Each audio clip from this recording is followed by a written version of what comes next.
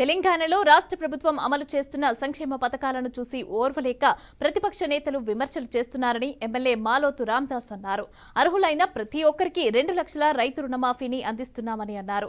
ఇక ఖమ్మం జిల్లా వైరా క్యాంపు కార్యాలయంలో కాంగ్రెస్ నేతలతో ఎమ్మెల్యే సమావేశం నిర్వహించారు. సీఎం రేవంత్ రెడ్డి రైతుల సంక్షేమమే ధ్యేయంగా పనిచేస్తున్నారని తెలిపారు. ప్రతిపక్ష పార్టీల నేతలు వారి స్వలాభం కోసం ఆందోళనలు చేస్తున్నారని ఆరోపించారు.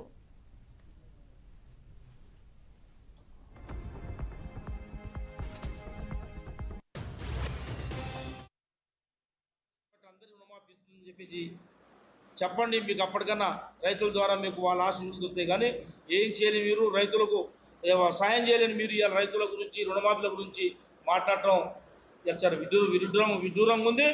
ఈ యొక్క తప్పుడు ప్రచారాన్ని మానేసి రైతులు అందరికీ కూడా కాంగ్రెస్ పార్టీ రుణమాఫీ చేస్తుంది. 2 లక్షల రూపాయలు పైబడిన వాటికి ఏం చేయాలి అని చెప్పేసి ఇవాళ అందరినీ అగ్రికల్చర్ ఆఫీసర్లందరినీ కూడా ఇవాళ మనం గ్రామాల్లో పంపి ఎంతమంది ఉన్నారో లిస్ట్ తయారు చేసే ప్రక్రియలో ఉన్నాం.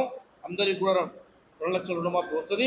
రైతు లోకం ఎక్కడా కూడా గందరగోళానికి అవకాశం లేదు, ఆలోచన చేయాల్సిన అవసరం లేదు, బాధపడాల్సిన అవసరం లేదు. ఇవాళ ప్రతిపక్షాలు చేస్తున్న ధర్నాలని ఎవరు లెక్కలో